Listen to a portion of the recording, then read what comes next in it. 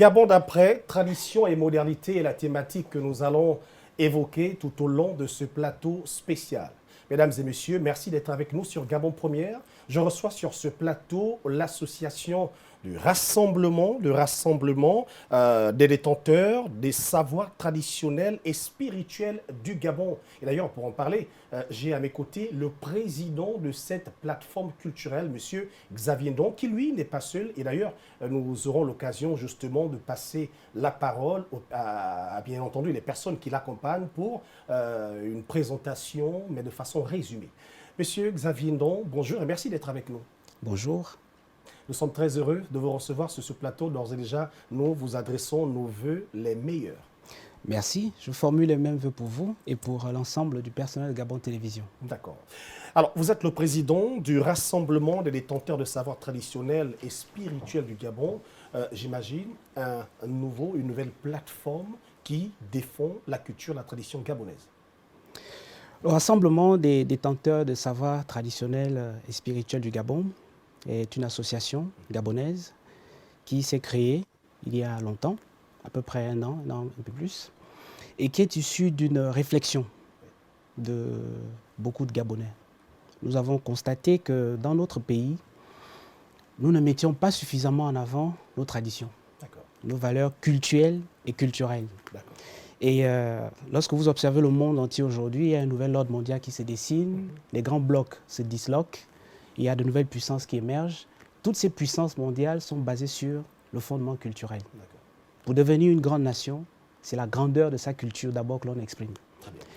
Et il y a un paradoxe, qui est le paradoxe gabonais, c'est que nous sommes le pays le plus beau du monde, le plus riche, le plus puissant, spirituellement, mystiquement, si vous voulez, mais nous ne sommes pas à notre place sur la scène mondiale. Et donc, le problème, il est de l'ordre des Gabonais, spirituel, culturel, et c'est pour ça que ce rassemblement est créé. Très bien. Nous allons justement avoir l'occasion d'éplucher toutes ces questions avec vous, mais d'abord, le temps pour nous de présenter les personnes qui vous accompagnent et qui sont membres influents justement de cette plateforme traditionnelle culturelle. À ma droite, on va commencer par la dame qui va d'ailleurs se présenter. Oui, je suis Madame Stéphanie Djedje, membre du Rassemblement. D'accord. J'ai envie de savoir un peu ce que vous faites exactement, vous, sur le plan traditionnel et culturel. Vous êtes quoi? Vous êtes maîtresse de Ndjobi, de djembé, de bouiti, juste ça? Je suis prêtresse de Mbumbaï Yano. D'accord, d'accord. Depuis des années. D'accord. Donc j'essaie d'influencer pour que les Gabonais reprennent un peu la main sur notre tradition et sur nos valeurs spirituelles. Très bien. Merci beaucoup. Oui, je suis Lorozone, je suis prêtre bouddhiste, je suis secrétaire général du Rassemblement des détenteurs de savoirs traditionnels et spirituels du Gabon. Voilà, d'où ma présence sur ce plateau. Merci. Merci. À vos côtés. Merci, bonjour. Je suis le maître Dokira Tsamela, prêtre exorciste des traditions bantoues israélites, essayiste et chercheur en sociolinguistique. Donc les questions de tradition, surtout de mon peuple et du Gabon, sont une question qui m'est centrale. Et du coup, ceci justifie de ma présence dans cette association. Entre-temps, je suis au secrétariat justement de cette association, voilà, pour apporter un tant soit peu ma contribution à cet édifice qui effectivement est très importante par rapport à nos traditions et nos rites. Et je précise d'ailleurs que vous êtes très visible sur les réseaux sociaux à travers justement des tutoriels que vous diffusez très souvent pour édifier le plus grand nombre de personnes sur les domaines qui sont les vôtres, notamment la tradition. Oui, tout à fait, parce qu'effectivement nous avons un problème qui est que l'homme primordial que nous sommes, et le Gabonais en particulier, est en complet déphasage et détachement de ses racines culturelles et culturelles, comme tantôt le disait le président. Et il est impératif que la race que nous sommes et que le peuple que nous sommes puisse revenir à l'observance et à l'enracinement de nouveau, à ses coutumes ancestrales, pour avoir justement un avenir qui sera promoteur, parce qu'on ne peut se développer que lorsqu'on évolue dans sa propre nature. Un poisson ne peut évoluer que quand il est dans de l'eau, un singe que sur les arbres. Si vous prenez des poissons dans la mer, dans l'eau et que vous l'amenez sur les arbres, ils ne vont pas déployer leur performance, leur quintessence. Il leur faut être dans leur état de nature, dans leur lieu de nature pour être qui ils doivent être. Et le cas du Gabonais, c'est qu'il doit revenir dans sa coutume et dans ses cultures, parce que c'est par elles, ces cultures, que ce dernier se construira. Très bien. Merci beaucoup. Et vous n'êtes pas seul. À mes côtés, il y a effectivement aussi un autre intervenant qui, lui, était membre influent de l'association Rassemblement des détenteurs des savoirs traditionnels, spirituels du Gabon. Vous avez la parole. Merci. Je suis Maître Mbari. Je suis praticien, maître spirituel et guérisseur en même temps. D'accord. Merci. Et je suis membre dans l'association, bien entendu. D'accord. On revient sur le président Xavier Ndron. Vous êtes le président du Rassemblement des détenteurs des savoirs traditionnels et spirituels du Gabon. Mais vraiment un nom assez évocateur, assez costaud, influent. Non, le nom est juste symptomatique de ce que nous sommes en réalité. Et comme je le disais dans mon propos liminaire, le paradoxe gabonais, c'est que nous sommes le pays le plus beau, le plus riche et le plus puissant du monde. Ce n'est pas costaud et ces déclarations que certains n'ont pas assumées qui diront le contraire. Ceux qui ne le savent pas, ben, il est temps qu'ils se remettent en question. C'est quoi le Gabon? Le Gabon, c'est le jardin d'Éden. Le Gabon, c'est le pays où coule le lait et le miel. Selon qui? Dans la tradition gabonaise, je suis fan, par exemple. Nous avons une appellation, on appelle Dieu Tareyo. Ça veut dire que Dieu s'est manifesté à l'homme fan. Il s'est manifesté à l'homme Pounou, il s'est manifesté à l'homme Zébi. Donc, nous sommes un peuple qui s'est appelé Dieu. Zambé Kana, Moukoukou Kanja. Nous avons plusieurs appellations du Créateur. Si le Créateur s'est manifesté à nous, il nous a créés et il nous a transmis la connaissance pour l'adorer. Sauf que cette connaissance, nous l'avons égarée, nous l'avons perdue. Et ça fait donc de nous des gens qui se cherchent dans un océan où ils sont supposés être les leaders. Nous sommes supposés des leaders sur le plan traditionnel et culturel. Parce que, je vous prends un exemple. Sur le plateau Gabon Télévision, il y a quelques années, le Gabon découvre le bassin francevillien où on nous apprend par des recherches scientifiques que la vie aurait commencé à Franceville. Ouais. Mais si la vie aurait commencé dans le bassin francevillien, ça veut dire que le premier homme a existé dans le bassin gabonais. Si la vie a commencé ici, donc en réalité nous sommes l'origine, nous sommes la terre-mère. Mais la terre-mère ne peut juste pas ne pas prendre suffisamment conscience elle-même qu'elle est la terre-mère, donc la terre de pèlerinage, à la fois physique et à la fois invisible. Donc c'est l'objectif du rassemblement de ramener les Gabonais sur ce qui fait d'eux des Gabonais. Qu'est-ce qui fait de nous des Gabonais? C'est que nous sommes sur un pays béni, extrêmement béni, et nous avons donc la lourde responsabilité de guider le monde. Mais pour guider le monde, il faudrait qu'on soit guidés nous-mêmes. Et pour qu'on soit guidés, il faudrait que nous soyons en phase avec ce que nous sommes. Nous avons rompu le lien avec les mains de nos ancêtres, avec le Dieu qui nous a créés, parce que nous avons érigé des idoles dans notre pays, nous avons adoré des faux dieux, nous avons diabolisé ce que Dieu nous a donné de plus beau, la terre du Gabon, la forêt, les bois, l'Iboga par exemple, qui est une particularité gabonaise. Nous avons diabolisé ces rites et nous avons préféré autre chose. Et aujourd'hui, nous sommes juste en train d'être en retard. Mais quand même, on a envie de comprendre qu'est-ce qui s'est passé pour qu'on en arrive là, au point de diaboliser notre potentiel traditionnel, culturel, pour justement faire la part belle à des idoles venues d'extérieur. Qu'est-ce qui s'est réellement passé? J'imagine que vous avez certainement un soupçon de réponse. Vous savez, il est écrit quelque part que mon peuple périt faute de connaissance. C'est écrit quelque part. C'est dans un livre de la Bible, Osée. De quelle connaissance parle-t-on? C'est de la connaissance des principes divins, des principes de vie. Vous savez, Dieu, nous avons configuré Dieu comme étant un être qui vit quelque part dans une planète et qui arrive sur Terre comme le tonnerre, la lune. Non. Dieu, ce sont les principes de vie. Adorer Dieu, c'est comprendre ses principes, savoir vivre avec son prochain, savoir vivre avec la nature. Les gens qui vivent en harmonie avec la nature ne peuvent pas détruire l'environnement comme ça se voit. Ouais. Donc la protection de l'environnement, c'est une façon d'adorer Dieu. Ouais. Parce qu'on protège ce que Dieu a créé. Et qu'est-ce qui s'est passé? C'est que nous avons perdu justement cette connaissance culturelle, traditionnelle. Dieu s'est révélé à nous, peuple gabonais, les Bantous. Il parle nos langues. Il faut que les Gabonais le sachent. Ouais. Dieu, le créateur, le Dieu du Gabon, il parle nos langues. C'est-à-dire que quand un Fan parle, quand un Djibi parle, quand un Pounou, un Omiene parle, Dieu le comprend. Très bien même. Dieu a créé ces peuples pour qu'ils l'adorent. Et il nous a donné quelque chose, moi je peux expliquer facilement aux Gabonais. Vous savez, par exemple, la harpe sacrée, la sitar, c'est un objet d'adoration. Toutes les cordes de la harpe sacrée sont une louange en fait à Dieu. Donc quand le Pounou parle, le Nzebi parle, le Teke parle, le Fan parle, c'est cette symbiose qui fait la harpe sacrée. Et c'est cette mélodie que Dieu adore. Et chacun se retrouve. Et chacun se retrouve. Donc en réalité, le peuple gabonais, c'est un peuple dans sa diversité qui fait l'unité. Quand un enfant vous parle en Ikota, un autre répond en Omiene, l'autre pose la question en Ipounou, c'est ce mouvement qui fait l'adoration. C'est cette symbiose qui fait la harpe sacrée. Très bien. Sauf que qu'est-ce qu'on a fait? On a pris la harpe sacrée, on a jeté. On l'a diabolisé. Alors que Dieu nous l'a donné pour être notre identité.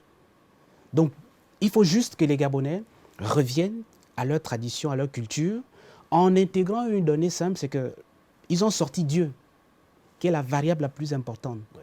Et ils sont juste restés sur les côtés festifs. Aujourd'hui, il faut redonner à notre tradition, à notre culture, la dimension spirituelle qui s'y est. Quel mérite. Et c'est cette dimension spirituelle qui va permettre aux Gabonais de s'élever aujourd'hui et de s'imposer à travers le monde. Je vais vous donner un dernier exemple. Allez-y. Nous sommes au Gabon. Nous avons toujours été un pays envié par tout le monde. Lorsque vous sortez du Gabon et que vous allez à l'extérieur, vous vous rendez bien compte que le Gabonais, il est différent. Tous les autres veulent être comme le Gabonais. Tout le monde envie le Gabonais. Mais pourquoi cette envie? Ce n'est pas une envie parce que vous avez de l'argent. Ce n'est pas une envie parce que vous êtes beau. C'est une envie fortuite, c'est une envie qui est basée sur l'essence du Gabonais. Le fait d'appartenir à cette terre, d'être né dans ce pays. Vous avez une marque divine qui repose sur vous. Mais nous n'en sommes pas encore conscients. Ou nous n'en étions pas conscients jusqu'à un passé récent. C'est ce qui justifie le fait que des Gabonais se lèvent pour dire qu'il est important d'appeler à un large rassemblement de tous les fils de Dieu qui sont dans ce pays. Pour que la gloire de Dieu descende. Elle ne descendra pas ex nihilo. La gloire de Dieu, c'est le développement du Gabon, c'est le rayonnement du Gabon, c'est la beauté du Gabon, c'est l'image. Parce que le Gabon doit enseigner. Nous devons enseigner tous les pays du monde. Nous devons leur enseigner quoi? Des valeurs de bien-être, des valeurs de paix. Vous savez, quand quelqu'un parlait dans ce pays, la paix, la paix, la paix, certains n'ont pas compris jusqu'où il allait. Mais en réalité, c'est une valeur que le Gabon doit prôner et que le Gabon doit enseigner. C'est pour ça que nous sommes un pays pacifique. Très bien. Parce que c'est une valeur qui fait sens au Gabon. D'accord. Mais moi, après, il y a une question qui taraude mon esprit. D'ailleurs, je vous partage cette question, c'est de savoir, mais comment des traditions, un Dieu que nous avons expérimenté, parce que s'il s'est révélé à nous, c'est que nous l'avons expérimenté, je pense, de fond en comble. Mais comment expliquer qu'un Dieu ou des traditions que vous avez expérimenté, qui a porté du bonheur, une certaine paix et bien d'autres choses que l'on ne peut citer ici, mais après on tourne le dos justement à ces traditions ou encore à ces dieux. Comment l'expliquer? Ça, c'est une question quand même assez importante qu'il faut se poser de temps en temps. L'explication, elle est simple, elle est historique, à la fois parce que, vous voyez, tout à l'heure, je vous ai pris un exemple sur la Bible, j'ai cité un verset biblique. Oui. Certains vont penser que la Bible est une histoire étrangère, alors qu'en réalité, la Bible est le patrimoine des Africains, le patrimoine, je dirais même, des Gabonais. Parce que dans l'histoire contée dans la Bible, en fait, c'est l'histoire des peuples bantous. Oui. Puisque c'est nous qui sommes les héritiers du Jardin d'Éden. C'est ici le Jardin d'Éden. Donc, en fait, toute l'histoire qu'on raconte dans la Bible, on parle de qui? On parle de la migration des peuples Fan, Pounou, Teke, Nzebi, Obamba, en fait, les peuples bantous. Oui. C'est de la migration dont on parle. Donc, l'exode, c'est l'exode des peuples bantous. Donc, en réalité, quand on cite les références bibliques, on parle en fait juste de notre histoire. Sauf que certains l'ont pris, ils sont allés lui donner une autre couleur de peau. Ils sont revenus avec un papyrus que nous avons créé, avec un document. Ils ont dit, voici la Bible, c'est l'histoire de notre peuple. Non, ça n'a rien à voir.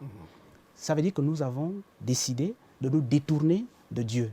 Parce que nous avons érigé des idoles. On s'est laissé séduire par des gens qui sont arrivés un matin avec une couleur de peau que nous ne connaissions pas. Mais le problème, c'est qu'on ne peut pas aussi étrangère. justement se lever un matin et puis se permettre de se laisser séduire. Si on n'a pas expérimenté un fait, si on reste un peu sur l'histoire de la Bible, on va bien comprendre que c'est peut-être parce que le peuple était resté à un moment donné abandonné à lui-même qu'il s'est dit, tiens, Moïse est parti et puis du coup, il n'y a plus rien. Et puis bon, on peut essayer de jeter un regard vers notre Dieu. Est-ce que ce n'est pas aussi ce qui s'est passé ici, au Gabon? Ce qui s'est passé au Gabon, c'est que nous avons, pour le répéter, nous avons décidé de prendre des idoles et de les installer à la place de Dieu.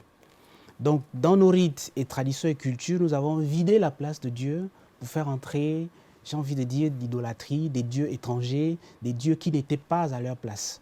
Nous avons fait exactement comme vous avez dans la Bible. Nous avons tourné le dos à Dieu pour se tourner vers d'autres divinités. On a été séduits par d'autres, et ça, c'est l'erreur de nos ancêtres, de nos aïeuls, parce que ancêtre est un grade mystique. Et l'erreur de nos aïeuls a rejailli sur la postérité que nous sommes. Cela a fait en sorte que nous avons été victimes de la colonisation, des guerres d'indépendance, nous avons été victimes de tout ce qui s'est passé dans le cycle d'évangélisation. Nous avons été longuement affaiblis. Comme je l'ai dit d'entrée de jeu, mon peuple périt faute de connaissance. Nous avons perdu la connaissance de ce qui fait nous, ce que nous sommes. Nous avons perdu la connaissance de comment on adore Dieu, comment on parle à Dieu. Et dès l'instant que nous avons perdu cette connaissance, Dieu ne pouvant plus faire autre chose, ce qui n'est pas Dieu s'est installé, et c'est ce à quoi vous assistez aujourd'hui. En d'autres termes, nous nous sommes dit que les idoles ou les dieux des autres sont bien plus puissants que les nôtres. Nous nous sommes dit que les idoles et les dieux des autres sont bien plus puissants que les nôtres. On les a longuement et largement expérimentés. Et aujourd'hui, vous et nous constatons l'état dans lequel se trouve notre pays, les difficultés, comme on dit au quartier, les problèmes de difficultés, les blocages, les ennuis. Tout ça n'est pas dû au fait que Dieu ne nous a pas bénis. Il pleut au Gabon. Regardez notre forêt, elle est toujours verdoyante. Regardez nos rivières, elles sont poissonneuses. Regardez les océans, regardez les mers, regardez notre sous-sol. Le manganèse, le pétrole, l'or, l'uranium, la liste elle est infinie. Nous sommes extrêmement riches. L'herbe pousse même sur le goudron. Alors, qu'est-ce qui explique qu'aujourd'hui, vous baladez à Libreville, il y a des poubelles partout? Vous savez, quand on met les poubelles, c'est un signe mystique pour montrer que le pays ne va pas bien. Très bien. La saleté, Dieu n'aime pas la saleté. Les entités de En tout lumière cas, n'aiment c'est pas pas la source saleté. de bénédiction. Merci. Mais vous voyez, il y a des fous qui se baladent partout. Il y a des poubelles partout. Et regardez le comportement de nos jeunes enfants. Parfois, ils sont pris de crise d'hystérie dans les écoles. Ils ont des attitudes bizarres. Ils sont drogués. Ils boivent. Ils ne veulent même plus étudier. Tout ça, c'est le symbole du mal-être. Mais ce mal-être a une origine spirituelle. C'est que le peuple s'est détourné de Dieu. Et donc, quand un peuple se détourne de Dieu, tous les fléaux s'abattent sur ce peuple. Et ce sont ces fléaux que le Gabon vit. D'accord. Et l'objectif du rassemblement, c'est de ramener le Gabonais à la conscience primaire et primordiale de ce qu'il est. Très bien. Nous ne sommes pas un pays, je répète, le Gabon n'est pas un pays comme tout le monde. Il ne faudrait pas que les Gabonais pensent que nous sommes comme d'autres pays que nous avons l'habitude de visiter. Non, le Gabon est un pays unique, une terre unique. Quand Dieu vous donne la bénédiction qu'il a donnée aux Gabonais, c'est normal que tout le monde vous envie. C'est normal que tout le monde cherche à vous faire la guerre. C'est normal que tout le monde cherche à s'installer chez vous pour vous soumettre. D'accord. Mais il est important aujourd'hui que les Gabonais se réveillent. D'accord. Gabon d'après, tradition et modernité, c'est la thématique que nous avons choisie ensemble et nous la décortiquons depuis déjà quelques minutes. Maintenant, après, on a envie de comprendre en fait le fond de votre pensée quand vous dites Gabon d'après, tradition et modernité. L'alliance des deux genres. Expliquez-nous. Alors, le Gabon d'après, c'est le Gabon où la tradition gabonaise, la culture, le culte gabonais, l'adoration à Dieu, le seul et unique Dieu du Gabon. C'est le pays où cette adoration va être mise en avant. Nous sommes un pays. Vous et nous, ce n'est pas cette langue que nous devrions parler Normalement. pour échanger. Lorsque je pars de mon village de Mbengue à Oyem et que j'arrive dans le vôtre, nous devrions échanger dans la langue dans laquelle Dieu s'est révélé à nous. Et il y a une langue dans laquelle Dieu s'est révélé au peuple gabonais. Mais nous avons pris cette langue, nous l'avons mis de côté. Ça veut dire que le Gabon d'après, c'est le Gabon où les jeunes Gabonais vont recommencer à apprendre les rites et traditions de leur pays dès le bas âge. Nous allons réinculquer à nouveau à nos enfants le désir de parler nos langues. J'aime pas trop le terme vernaculaire, mais ce sont nos langues. Je me sens plus à l'aise en parlant le mienné ou le bamba que le français. Excusez-moi. Parce qu'en réalité, je vais vous dire quelque chose qui peut choquer. Lorsque vous priez Dieu enfant, il vous écoute. Mais lorsque vous le faites en français, il ne vous écoute pas. Ah oui? Ben oui, C'est parce prouvé? que l'octave mystique du français est trop basse. Ah oui? À cause de l'histoire de la France et des déboires historiques, les guerres, le sang versé et tout, la martyrisation sur terre. L'octave du pounou est plus élevée que celle de l'anglais. Mais comment expliquer à un jeune Téké? Mais dans nos peuples aussi, il y a eu quand même aussi des peuples qui se sont érigés comme étant des peuples guerriers, qui ont mené des combats, et de ces combats-là, du sang a jailli quand même. Hein. Vous savez, nous, on a notre histoire, Ouais. et nous avons toujours mené des combats qui étaient des combats d'abord pour protéger notre identité, parce que nous étions victimes d'agressions. C'est nous qui sommes sur le jardin d'Éden. Regardez notre habitacle. C'est dans nos pays qu'il pleut, qu'il y a l'agriculture, qu'il y a les animaux, qu'il y a l'élevage, qu'il y a la moisson, qu'il y a la richesse, qu'il y a les poissons, qu'il y a tout. Mais regardez chez les autres, c'est parfois le désert, c'est les blocs de neige. Mais qu'est-ce que vous voulez faire dans les blocs de neige? Qu'est-ce que vous allez faire dans le désert? C'est chez nous que Dieu a tout déversé. Donc nous avons souvent fait des guerres pour protéger ce que nous étions parce que nous étions victimes d'agression. Premier chapitre, nous avons souvent fait des guerres parce que nous étions victimes de manipulation. Parce que bon, nos aïeux se sont laissés manipuler, séduits par les sirènes de dieux étrangers qui avaient envie de venir piller nos ressources. Parce que notre principale ressource n'est pas d'abord que le pétrole, l'or, le manganèse. Du tout. Notre principale ressource, elle est d'abord culturelle et traditionnelle. Je vous prends un cas simple. Vous avez aujourd'hui, par exemple, l'Iboga. Les Gabonais ne savent pas que l'Iboga a des propriétés très au-delà de ce que nous avons expérimenté. Mais nous allons tous les jours en pharmacie acheter l'aspirine, acheter les Feralgan, acheter le thé Lipton, acheter tout ce qu'on veut. Ce n'est pas une contre-campagne contre ces produits. Non, du tout. je veux dire ceci. L'Iboga ne pousse qu'au Gabon. Oui. Quand je dis le Gabon, vous comprenez l'habitacle dont on parle. Oui. Ça ne pousse que là. Pourquoi est-ce que ça pousse à cet endroit? C'est un don que Dieu nous a donné. Mais donc, nous devons faire quoi? Nous devons étudier cette propriété, cette plante, et enfin un emblème national, et pouvoir comprendre qu'à partir de cette plante, on peut créer nous-mêmes nos propres médicaments. La médecine traditionnelle. Nous pouvons trouver une forme de médecine, une forme d'instruction qui fait en sorte que, je vais vous donner un autre exemple. Comment vous voulez qu'un jeune enfant gabonais aille à l'école quand on a eu bourré le crâne de toutes les connaissances de la neige, l'histoire de Napoléon, l'histoire de, je ne sais pas, Charlemagne, et il ne connaît pas l'histoire de Wango ou l'histoire d'Akomamba? Comment voulez-vous qu'un enfant au Gabon aille à l'école et qu'on a lui demandé de faire des études pour aller décrocher la lune, aller forer le désert, aller forer dans la glace, il n'apprend pas à connaître la forêt? Il ne sait pas faire la différence entre le zingo, le padouk, le kevazingo. Il ne sait pas faire la différence entre, par exemple, l'iboga et une autre plante. Il ne sait pas de quoi est constituée la terre du Gabon. Donc, il ne sait pas ce que c'est que l'or, le manganèse, l'uranium. Mais on a un sérieux problème. Oui, mais après, on pose la question, mais à qui incombe la faute? La faute, elle est collective. D'accord. Et l'objet du rassemblement, c'est juste de réveiller la conscience nationale, d'expliquer aux Gabonais que oui, nous avons, par le fait de nos aïeuls, ce que les chrétiens appellent l'iniquité, cette iniquité nous a fait sombrer dans un certain nombre d'ignorances. Aujourd'hui, il est important que le réveil se fasse à contrario, que les Gabonais commencent à se poser les bonnes questions. Qui sommes-nous? D'où venons-nous? Et pour quelle mission le Créateur nous a mis sur cette terre? Nous ne sommes pas nés au Gabon. Personne de nous n'est né au hasard. Chacun de nous, en venant sur cette terre, je précise particulière du Gabon, a une mission. Donc lorsque vous faites l'effort de découvrir votre mission, Dieu vous parle. Et Dieu vous montre la mission de votre génération. Nous, notre génération, notre mission, c'est de construire le Gabon d'après. Et le Gabon d'après, c'est le Gabon qui revient à ses fondamentaux.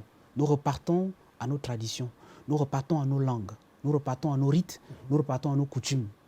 En ajoutant ceci de particulier, Dieu. Parce que c'est Dieu qui nous a appris comment l'adorer. Comme j'ai dit au départ, Dieu nous a montré comment on l'adore. Il nous a montré comment lui vouer un culte. Sauf que qu'est-ce que nous avons fait? Nous avons pris ce culte, on a mis de côté, on a pris des idoles à qui on a commencé à vouer des cultes. On a commencé à vouer des cultes à des entités que Dieu a créées pour nous servir. Et nous nous sommes inclinés devant ces entités au lieu de nous incliner devant Dieu. Ça s'appelle l'idolâtrie. Et donc, comme on dit encore une fois de plus dans la Bible, si mon peuple sur qui mon nom est invoqué s'humilie, prie et cherche ma face, je sauverai son pays. Je laverai son iniquité et je le délivrerai. Donc ça, c'est quelque chose que Dieu lui-même a dit parce que la solution, elle est tout trouvée. Et donc nous, notre rassemblement, c'est de ramener les Gabonais sur ce qui fait nous. Il faut qu'on arrête de diaboliser le Bouiti. Ce n'est pas parce qu'on voit un Gabonais qui est dans son temple de Bouiti qu'il faut en faire un démon. Il faut qu'on arrête de diaboliser le Ndjobi, il faut qu'on arrête de diaboliser le Ndjembe. Ce sont des pratiques que Dieu nous a enseignées. En un mot, nous devons mettre en évidence nos valeurs culturelles. Mais après ça, c'est un discours, certains vous diront, mais c'est déjà entendu. Est-ce que le simple discours pourrait suffire pour pouvoir ramener justement les Gabonais sur le droit chemin, notamment dans ce que vous êtes en train de dire, qui sont d'ailleurs très réels, hein, et c'est fondamental. Le premier changement, c'est vous et moi. Lorsque moi, j'en suis conscient, et que je vous en parle, et que vous m'écoutez, nous avons déjà commencé le changement. Le changement se fait à deux. Il faut que l'homme reparte à Dieu, parce que ça se fait à deux. En réalité, nous n'avions pas encore compris que le Gabonais est un peuple d'adorateurs de Dieu. Il faut que le Gabonais l'entende et il le sache. Sur Terre, la mission des Gabonais, ce n'est pas d'aller courir derrière les voitures, ou d'aller courir derrière les astronautes, ou derrière les avions, ou d'aller faire les ingénieurs de tout ce que vous voulez. Mais, non. mais toutes ces choses aussi, je pense, ont un lien avec Dieu. Si on reste encore sur le même exemple, parce que Le premier rôle du vous Gabonais... appuyez bien sûr sur la Bible, et c'est bien ce Dieu qui dit l'heure et l'argent m'appartiennent. Alors les gens se disent, mais tiens, donc ce qui est à notre Père, forcément ça suscite un regard particulier de notre part. C'est peut-être en ce sens que certains aussi courent derrière justement tous ces accessoires que vous citez. Vous savez, la même Bible dit que cherchez d'abord le royaume des cieux et tout vous sera donné ensuite. Ça veut dire que si nous rentrons dans la Bible, on va comprendre en réalité que c'est nous qui nous sommes égarés de ce que Dieu a dit, ce n'est pas lui. L'or et l'argent lui appartiennent, c'est vrai. Comme je vous ai dit, il y a des peuples qui n'ont même pas la terre pour cultiver, pour manger, qui n'ont même pas la pluie pour pouvoir se nourrir. Alors qu'au Gabon, vous n'avez aucun effort à faire, il pleut. Vous n'avez aucun effort à faire, ça pousse. Vous jetez les graines devant votre cuisine, derrière votre maison, ça pousse. Voilà. Vous rentrez en forêt, c'est plein de gibier. Vous rentrez derrière vous, les arbres sont juteux. Donc en réalité, c'est ça la richesse. Maintenant, le peuple doit faire un effort mental pour faire sa conversion. Et c'est quoi la conversion? La conversion, c'est de se dire, tout ça, ce sont des acquis que Dieu nous a donnés. Comment d'abord nous voulons un culte à Dieu pour lui dire merci d'avoir fait de nous des Gabonais? Première étape. C'est d'abord de dire merci à Dieu. Et dans ce cadre, dans le rassemblement, nous avons prévu, dans nos activités, de faire un culte pour faire un vœu de bonne année à Dieu. Un des éléments de votre plan d'action. Un des éléments de notre plan d'action. Ensuite, comme je vous le disais, ce qu'il faut faire comprendre aujourd'hui, c'est que le changement, ce n'est pas d'abord collectif. Le changement, c'est d'abord individuel. Il faut que chacun de nous prenne conscience de nos erreurs, des manquements de nos aïeuls dont nous héritons. Et que chacun de nous commence à se dire, nous sommes dans un pays. C'est quoi la mission que Dieu nous a assignée? Ensuite, une fois qu'on a la mission, comment on fait pour exécuter cette mission à bien, pour la mener à bien? Et là, on commence à rentrer dans le cheminement. Et comme je l'ai dit, les Gabonais ne sont pas un peuple qui va courir dans l'espace ou qui va courir derrière le désert. Nous sommes un peuple d'adorateurs de Dieu. Notre travail à longueur de journée, c'est d'adorer Dieu. Maintenant, vous allez me poser la question, comment on adore Dieu? La louange à Dieu, c'est quoi? C'est à travers notre manière de vivre. En réalité, c'est quoi le Gabonais? Je vous donne une projection dans le futur. Une autre définition de celle que vous avez déjà donnée? Non, c'est la suite logique. La suite logique, je donne une projection pour que tout le monde puisse visualiser. D'accord. Le Gabonais, c'est l'homme, quand il est dans son pays, toute la terre entière vient pour s'incliner devant le Gabon. S'incliner, ça dit tout le monde vient voir c'est quoi le mode de vie du Gabonais. C'est l'homme qui vit en harmonie avec la nature. Il vit avec les arbres, il vit avec la forêt, il vit avec les poissons, il vit avec les animaux. Je pousse plus loin. Dieu nous a donné la capacité de vivre en harmonie avec les animaux. Donc quand on voit le problème des éléphants, il y a un problème. Nous avons la capacité... un véritable conflit. Nous avons la capacité de régler le conflit homme-faune parce que ça fait partie de notre essence. Nous sommes les maîtres et possesseurs de cette terre. C'est nous qui disons aux animaux, voici votre périmètre et c'est là que vous vivez. Donc le Gabon, c'est le pays qui doit émerveiller la terre entière. Les hommes doivent partir de l'Australie pour dire, mais qu'est-ce qui se passe au Gabon? Comment ces gens vivent? On nous a appris qu'il y a un style de vie au Gabonais, ils ont des nourritures que nous n'avons pas. Quand vous mangez ces nourritures, ça vous régénère, ça vous guérit, ça vous soigne. Quand un enfant arrive pour apprendre au Gabon, quand il boit le thé qui est issu de l'iboga, ça développe ses facultés cognitives. Quand un enfant est malade, qu'il est estropié ou qu'il a une hémiplégie, il suffit qu'il mange tel plat pendant 3 mois, il est naturellement soigné. Sans intervention chimique. Mais ça, c'est la projection du Gabon d'après. C'est le Gabon possible. Mais ce Gabon n'est possible que par la prise de conscience des uns et des autres. Il faut qu'on arrête de voir, parce que tel a porté son décor de Nganga, qu'on arrête de voir le satanisme. Il faut qu'on voit la marque déposée du Créateur. Mais si certains voient justement tout ce que vous dénoncez, si j'arrive à voir le prêtre qui est juste à ma droite comme étant un Satan, c'est peut-être parce qu'on a expérimenté certaines choses. Aujourd'hui, on a plusieurs phénomènes. On a des sœurs qui ont du mal à aller en mariage parce qu'il y a le phénomène, dans la famille, elle a été positionnée comme étant la vache laitière. C'est certainement des expressions que vous entendez très souvent. Elle, son objectif, c'est de ramener toute la richesse à la maison, mais elle n'a pas le droit de se marier. Il y en a même qui ont des problèmes d'enfantement. Et quand elles vont fouiller, finalement, elles se rendent compte que, tiens, il y a aussi un peu de ce que nous voulons mettre en évidence, mais qui serait à l'origine justement des différentes situations qu'elles vivent et vice-versa. D'où je parlais justement, comment peut-on expérimenter, comment peut-on tourner le dos à un Dieu que l'on a expérimenté et qui certainement nous a apporté des bonnes choses. Alors, je reprends sur l'exemple que vous aviez donné. Tout ça, c'est des situations dont nous sommes parfaitement informés et nous en avons conscience. Vous savez, l'iniquité et le péché sont deux variables de la vie de l'homme. Mais nous confondons souvent, on a tendance à dire, Seigneur, pardonne-nous nos péchés. Oui, il nous pardonne, c'est fini, mais l'iniquité pèse toujours sur nous. D'accord. L'iniquité, c'est la somme des transgressions des pères. Une sorte de malédiction intergénérationnelle. C'est-à-dire les transgressions, parce que l'iniquité, ce n'est pas le péché. Le péché, c'est une faute, c'est une erreur que vous commettez. Effectivement. L'iniquité, c'est la transgression. Ça veut dire que vous êtes conscient de la loi divine. C'est pour ça que j'ai parlé au début de connaissance. Vous êtes conscient, vous êtes connaissant de la loi divine, mais vous décidez de la transgresser. Donc la somme de cette transgression se répercute sur votre fils, sur votre petit-fils et sur votre arrière-petit-fils. C'est pas moi, c'est écrit quelque part. En forme de malédiction. Je punis jusqu'à la 4e génération. Génération. Donc si vous n'êtes pas conscient de l'iniquité qui pèse sur vous depuis la 1ère, 2e, 3e, 4e génération, vous êtes condamné à la revivre et à la répercuter à vos descendants. Mais si vos descendants n'en sont pas conscients, vous voyez que la somme devient énorme et ça donne le résultat que nous avons aujourd'hui. C'est pour ça que dans le cas du rassemblement, nous mettons un accent pour que chaque Gabonais reparte vers son origine. En repartant vers votre origine, vous faites le processus de délivrance parce que vous allez découvrir la vie de votre grand-père, de votre arrière-grand-père, de votre bisaïeul, et vous allez découvrir jusqu'à quel point il a sombré dans l'iniquité. Ce n'est qu'à partir de ce moment que vous êtes suffisamment conscient pour faire la démarche de brisure ou de rupture d'un certain nombre de liens. On en parle souvent dans les églises, mais on ne le pratique pas. Il faut que les Gabonais arrivent aujourd'hui à rompre ces liens d'iniquité avec leurs aïeuls qui nous ont plongés dans la situation actuelle. Et c'est le sens du rassemblement. Le rassemblement n'est pas là pour dire que nous allons tous nous mettre aujourd'hui à juste danser le bouti sur la route. Non, c'est pour dire ceci. Vous voyez comment on pratique le bouti quand vous allez dans un temple? Vous avez la disposition du temple, mais il y a le bouti supérieur. Dieu danse le bouti. C'est lui qui a créé le bouti. Le Père danse le njobi. C'est lui qui a créé le njobi. Puisque c'est lui qui a appris à celui qu'on appelle Moana Pinzi, le premier homme, comment l'adorer. Donc si Dieu vous apprend comment l'adorer, il sait pourquoi il vous a dit adorez-moi de telle ou telle manière, avec tels éléments. À d'autres, il a dit vous m'adorez dans le désert, c'est normal. Vous n'avez rien d'autre, donc vous vous mettez dans telle position pour m'adorer, c'est tout à fait normal.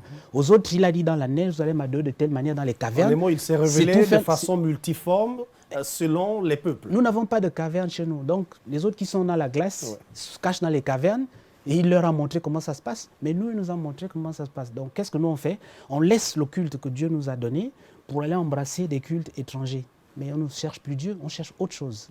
Donc, l'une des solutions, c'est le changement de mentalité. Premièrement. Il faut que le Gabonais change sa mentalité, son approche. Il n'est pas question ici de faire du traditionnalisme au rabais, c'est-à-dire qu'on veut juste faire du traditionnalisme, le contraire du progrès. Non.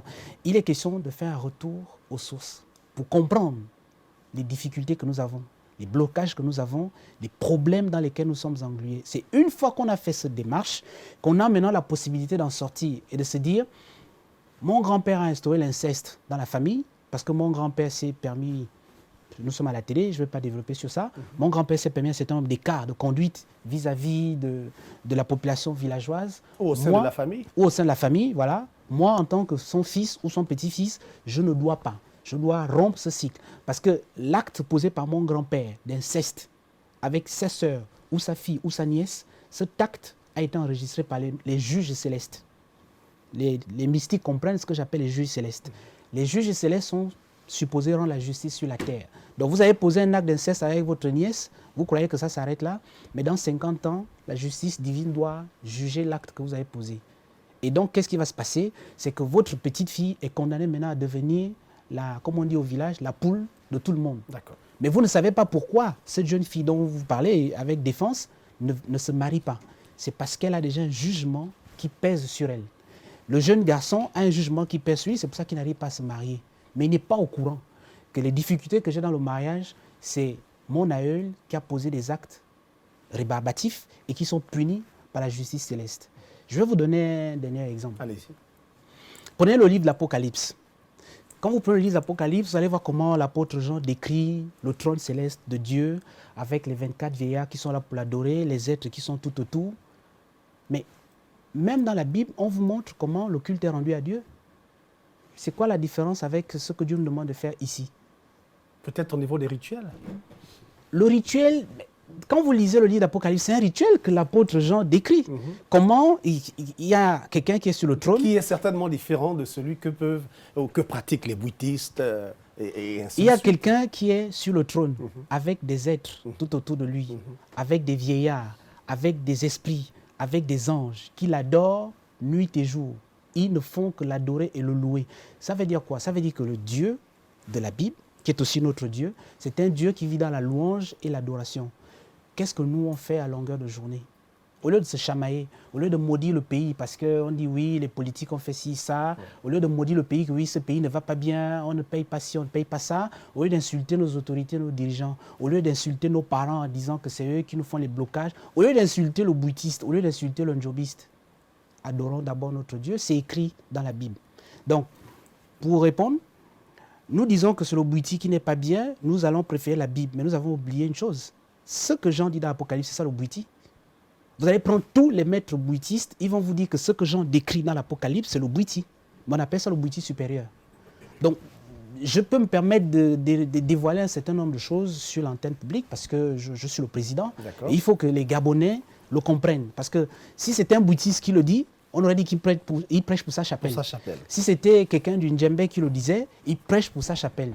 Mais ma casquette me donne la latitude d'expliquer clairement aux Gabonais que ce que vous avez dans la Bible, que vous lisez, où vous allez à l'église tous les dimanches et vous sortez au quartier pour venir dénigrer les maîtres traditionnels, en fait, c'est vous qui ne comprenez pas. Quelqu'un vous a mis l'ignorance dans la tête.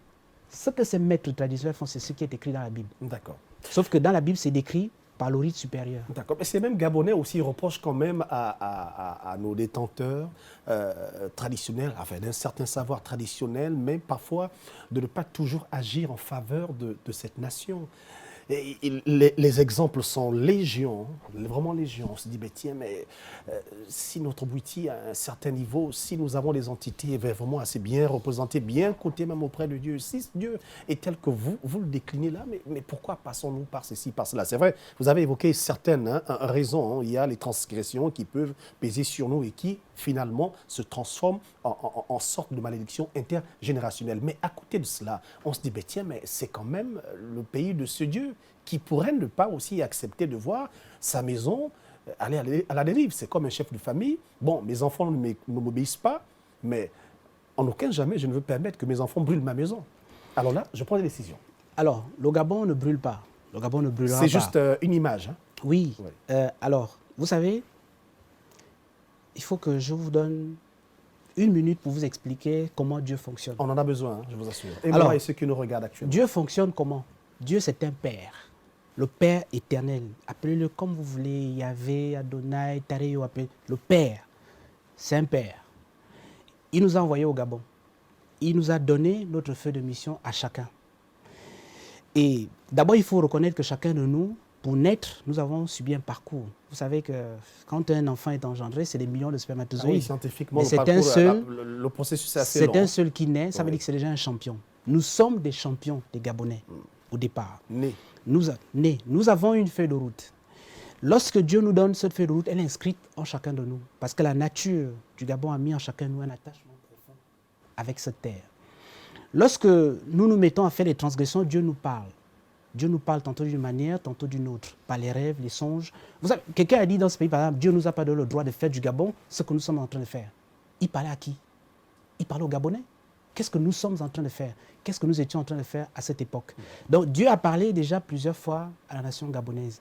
Mais lorsque ses fils, ses enfants gabonais s'entêtent, qu'est-ce qu'il fait? Puisque Dieu, c'est la liberté. Dieu, c'est l'être le plus libre de la création. Il suppose que ces fils que nous sommes, nous avons suffisamment la liberté, la maturité pour expérimenter un certain nombre de choses. Et comme il a tout créé, donc, ok, faites les choix que vous voulez. Mais vous devez juste les assumer. Nos aïeux ont fait des choix, nous les assumons aujourd'hui parce que nous sommes le prolongement de nos parents. Chacun de nous est le prolongement de ses parents. Donc nous assumons, nous subissons aujourd'hui les choix et les mauvais choix de nos aïeux. C'est ce que nous subissons aujourd'hui. Maintenant, qu'est-ce que Dieu fait? À chaque époque, à chaque génération, il vous donne toujours la possibilité. Il observe et il vous donne la possibilité de vous racheter. Quand il a dit Dieu ne nous a pas donné le droit, il y a longtemps, certains ont compris qu'il fallait se racheter. Aujourd'hui, Dieu nous dit encore, rachetez-vous. changer vos cœurs, changer votre À mentalité. travers certains signaux qui sont certainement visibles.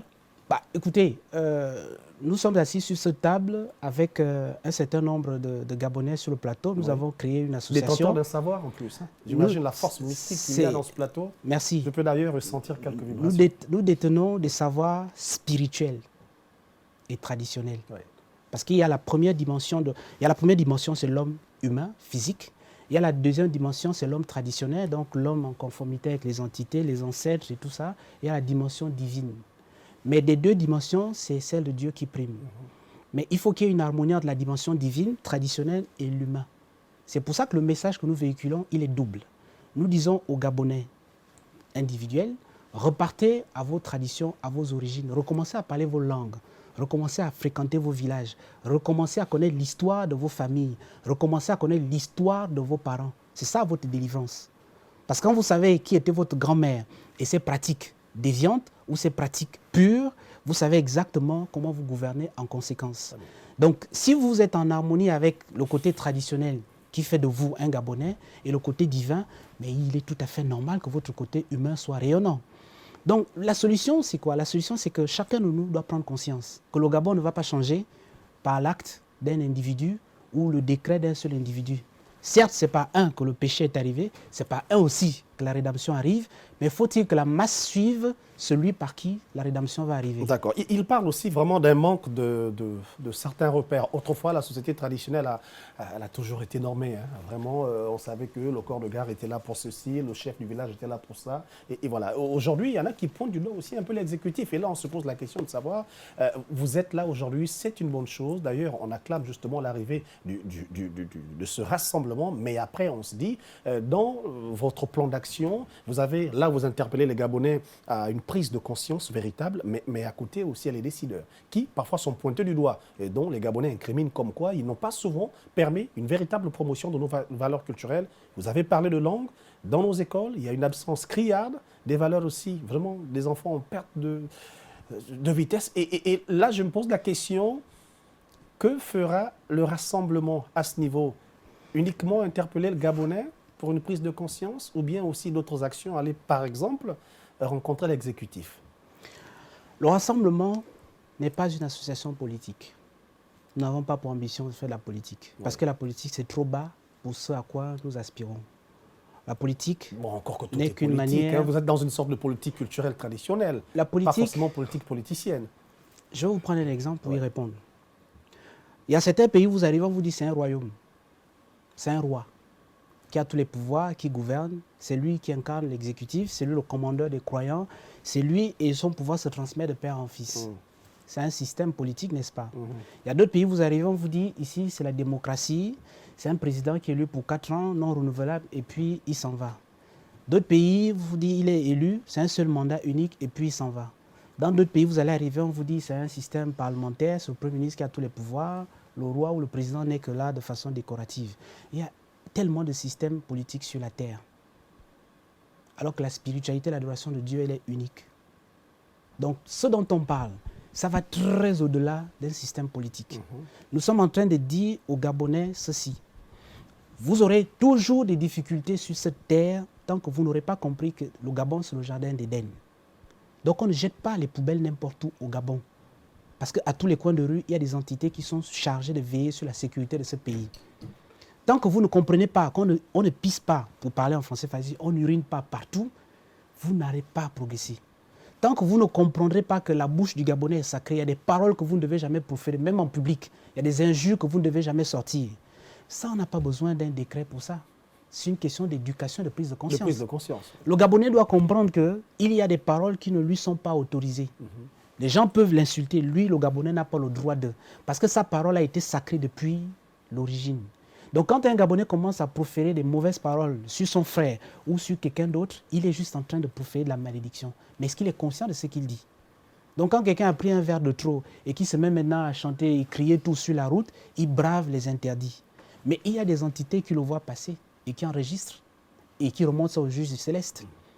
Quand ça va être répercuté sur ses fils et petits-fils, ils ne comprendront pas d'où ça vient. Donc ça, vous comprenez que ce n'est pas un problème politique. Très bien. L'homme politique ne peut pas décider de changer la mentalité. Non, mais, Gabonais. quand on parle d'homme politique, c'est parce que c'est aussi, ou c'est d'abord un Gabonais. Nous sommes tous des hommes politiques. D'accord. Mais pour que j'apprenne le fan à mon fils, ce n'est pas un décret. Je n'ai pas besoin d'attendre qu'il est à l'école. Du tout. Je le lui apprends chez moi. Pour que je parle de l'histoire de mon papa, paix à son âme, je n'ai pas besoin d'attendre un décret. Je dois faire asseoir mes fils, mes garçons, mes filles et leur parler de l'histoire de mon papa, de ma maman, de mon grand-père, de mon village, de ma tradition, de ma culture. Je dois leur raconter les contes et légendes. Je ne dois pas laisser mes enfants tout le temps sur Facebook, Twitter pour aller découvrir les histoires de Nikita ou les histoires je sais pas, vous connaissez beaucoup là, De temps en temps, on sur les regarde. réseaux sociaux, les dessins animés Oui, que nos oui. enfants suivent là, Oui. vous voyez, les dessins animés qui suivent. Oui. Mais je ne dois pas laisser mes enfants être juste dans les contenus des dessins animés de Naruto. Il faut bien encadrer tout cela. Mes enfants, Parce que sur les réseaux sociaux aussi, on suit aussi nos prêtres qui nous diffusent Regardez. ces tutos. quand vous avez vos enfants qui sont imbibés de l'histoire de Naruto ou des histoires de Ken ou de Street Fighter et qui ne connaissent pas Wango, qui ne connaissent pas Komamba ou qui ne connaissent pas Mokuku Kanja par exemple, mais ça veut dire que vous préparez des futurs étrangers.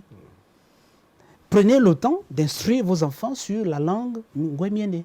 Qu'un enfant apprenne déjà à parler le mienne depuis qu'il est petit. Mais encore que ça, il faut que vous-même aussi, le parent, vous soyez quand même outillés. C'est cette prise de conscience à laquelle le rassemblement s'attelle. Ce n'est pas un décret politique qui va faire le changement de mentalité. Le changement de mentalité, c'est que tous ceux qui nous suivent D'accord. doivent comprendre que à partir d'aujourd'hui, chacun doit faire son examen de conscience. Est-ce que mes enfants parlent ma langue vernaculaire entre griffes? Non. Si ce n'est pas le cas, je dois corriger ce manquement. Est-ce que mes enfants vont dans leur village? Si ce n'est pas le cas, je dois corriger. Est-ce que mes enfants connaissent l'histoire de ma famille? Parce que chacun de nous a une famille. Si vous-même, vous ne connaissez pas votre arbre généalogique, ce n'est pas votre enfant qui va le découvrir. C'est à vous de donner votre arbre généalogique. Par exemple, moi, quand je donne le mien, je m'appelle Ndong, Alo, Asoko, Asokmilo, ainsi de suite. Mon fils va me poser la question, mais papa, Asokmilo, c'est qui? Ou bien Mbombentemkoul? Je vais dire, Mbombentemkoul, c'est le totem de notre famille, c'est le lion, mais c'est le fondateur de notre famille, de notre village. Et il va me dire c'est quoi son histoire et je vais la lui narrer. Et quand il a cette histoire, c'est une énergie avec laquelle il vit. Parce qu'il a en mémoire, de façon consciente et inconsciente, qu'il est le descendant d'eux. Et par conséquent, il doit se gouverner en conséquence. Il doit faire attention à un certain nombre de choses parce que je vais rappeler que dans notre famille, nous avons tel interdit. On n'injurie pas. On ne frappe pas les femmes, par exemple. C'est une valeur. Dans notre famille, les hommes ne battent pas les femmes.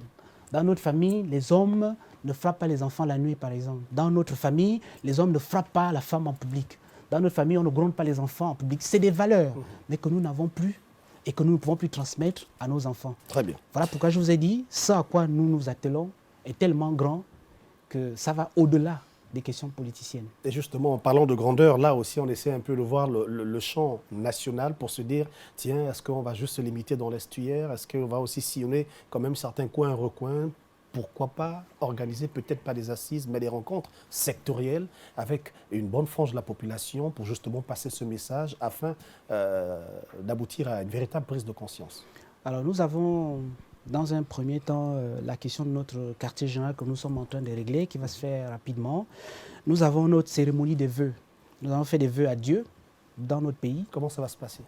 Alors, nous avons des rites dans lesquels Dieu s'est manifesté à nous. Dieu nous a montré comment l'adorer. Il est temps aujourd'hui que le peuple gabonais adore Dieu en retour, qu'on lui souhaite des vœux et qu'on invoque les mannes de Dieu sur notre pays. On ne peut pas continuer à jouir de ses bienfaits, le pétrole, le manganèse et tout le reste, et ne pas dire merci à Dieu pour ses bienfaits. Il aurait pu nous faire naître dans un pays désertique. Il aurait pu nous faire naître dans un pays plein de neige. Il aurait pu nous faire naître dans un pays plein de séismes, les volcans, les tsunamis et autres. Mais les chrétiens disent que là, vous allez encore tisser des alliances avec des esprits de forêt, de terre, etc., et qui parfois freinent le développement du pays. Alors, il faut que les chrétiens comprennent une chose. Je suis de tradition chrétienne moi-même. Le Dieu de la Bible, c'est le Dieu du Gabon. Ce n'est pas le Dieu d'ailleurs. Il faut qu'ils l'entendent et que quelqu'un le leur dise. Et que le Dieu importé, que le christianisme rampant a importé dans ce pays, c'est une idole. Le vrai Dieu de la Bible, c'est le Dieu du Gabon. Sauf que ce qu'on a mis dans la mentalité de l'homme chrétien, c'est qu'il doit diaboliser tout ce qui n'est pas biblique. Mais il faut que les chrétiens le comprennent une bonne fois pour toutes. Dieu n'a jamais créé de religion. Dieu a créé le fan que je suis. Il a créé le pounou. Il a créé le teke. Et il m'a appris une langue dans laquelle je dois l'adorer. Est-ce qu'on parle de religion? Non. Dieu a créé l'homme à son image et à sa ressemblance. Et quand il nous a mis dans ce pays, ce jardin d'Éden, il ne nous a jamais dit « Allez-y dans une maison pour m'adorer. Allez-y dans un temple pour m'adorer. Allez-y m'adorer en récitant telle ou telle formule. » Il ne l'a jamais fait. Dieu nous a montré comment l'adorer, comment lui vouer un culte. Ce sont les hommes qui ont systématisé l'adoration à Dieu et qui ont créé des religions. Nous connaissons tous l'histoire du christianisme, avec Constantin, avec les autres. Si on rentre dans ce débat, personne n'ira plus à l'église. Donc, ce que les chrétiens doivent comprendre, c'est qu'ils doivent prendre la Bible, la lire correctement et comprendre que ce qu'ils lisent dans la Bible, c'est ce qui se fait dehors. Comme je vous ai dit tout à l'heure, quand vous prenez le livre d'Apocalypse de Jean, c'est le bouillie supérieur. Hein. Tous les initiés vous le diront et vous le confirmeront. Sauf que les initiés sont tenus par le secret. Ils ne peuvent pas dévoiler. J'ai la latitude, moi, d'expliquer un certain nombre de choses pour que tout le monde comprenne. C'est peut-être pour ça que je suis le président. D'accord. Merci pour toutes ces informations. Nous arrivons au terme de notre entretien. Je vais vous donner encore la parole, certainement pour 2-3 recommandations, vous adresser au grand nombre des Gabonais qui nous regardent présentement. Vous avez déjà présenté le mouvement qui est là, qui est réel et qui entend justement mener un bon nombre d'actions, histoire de ramener les uns et les autres certainement sur le droit chemin. Alors, nous avons une concertation nationale qui est en vue. Parce que cette émission, c'est le son de la trompette pour que les initiés, les fils de Dieu qui sont dans ce pays, écoutent le message. Et quand chacun d'eux écoutera le message, leur esprit comprendront qu'en fait, le temps est arrivé pour que les Gabonais se mettent en mode adoration et en mode louange. Nous avons une concertation nationale qui est prévue et nous allons communiquer là-dessus. Nous avons notre cérémonie de vœux à Dieu qui est prévue, nous allons communiquer là-dessus. Mais ce qui est important à retenir, c'est qu'aujourd'hui, il est strictement, mais vraiment strictement, très fondamental et capital pour les Gabonais de comprendre ceci. Il faut désormais que nous pensions que dans ce pays est le jardin d'Éden. Ce pays est la terre de Dieu. Et tout ce que Dieu a positionné dans ce pays de façon visible et invisible, ils sont là pour nous servir, pas le contraire. Nous n'avons pas suffisamment pris conscience de notre statut et de l'héritage que Dieu a mis entre nos mains. Les Gabonais ont une responsabilité historique à la face du monde. Nous ne sommes pas juste un pays qui va décorer les Nations Unies. Nous sommes le pays où toutes les nations doivent venir s'incliner. Les nations doivent venir des 4 coins de la planète pour s'incliner devant le Gabon. Je ne sais pas si vous mesurez la profondeur de la mission que Dieu nous donne. Nous sommes le pays où même les entités spirituelles de tous ces pays doivent venir se ressourcer au Gabon. Parce que l'entité la plus puissante que Dieu a mise sur terre est gabonaise et elle est au Gabon. Ça veut dire que le Gabonais doit être un homme très élevé sur le plan spirituel. Et donc notre spiritualité, ce n'est pas une religion. La spiritualité du Gabonais, c'est sa façon de vivre, c'est son changement de mentalité. Nous devons avoir conscience du poids que Dieu a mis sur nous. Et c'est en prenant conscience de ce poids et de cette responsabilité que nous allons nous-mêmes commencer à éviter de faire un certain nombre d'erreurs. Il y a des choses que nous ne devons pas faire. Il y a des paroles que les Gabonais ne doivent pas sortir. Il y a des lieux que nos pieds ne doivent pas fouler. Il y a des choses que nous ne devons pas faire à un certain moment. Pourquoi? Parce que Dieu a mis sur nous une marque, la marque du Gabon et du Gabonais. Et nous sommes un peuple à part. Très bien. Et tant que nous ne comprendrons pas que nous sommes un peuple à part, nous aurons toujours des difficultés, ou comme on dit, des problèmes de difficultés. Et ma conclusion, c'est de dire aux Gabonais que si les Gabonais invoquent Dieu, le Dieu du Gabon, et qu'il cherche réellement la face de Dieu, il disposera toutes choses pour laver l'iniquité qui pèse sur nous et restaurer notre pays. Très bien. Parce que notre objectif, et c'est mon mot de fin, c'est d'être des hommes, totalement des instruments de toute bonne foi au service de la volonté parfaite du Dieu du Gabon. Merci beaucoup, Monsieur Xavier Ndon. Je rappelle que vous êtes le président du Rassemblement des détenteurs des savoirs traditionnels et spirituels du Gabon. Merci. À vos côtés, vous aviez justement des traditionalistes qui ont bien voulu marquer de leur présence sur ce plateau spécial. Nous avons longuement évoqué la question traditionnelle et spirituelle du Gabon. D'ailleurs, c'était notre thématique, Gabon d'après, traditionnel et modernité. Nous espérons vous retrouver très prochainement directement sur nos antennes pour débattre sur les questions traditionnelles et spirituelles. Merci beaucoup. Merci. Merci de nous avoir suivis. À très bientôt sur Gabon Première.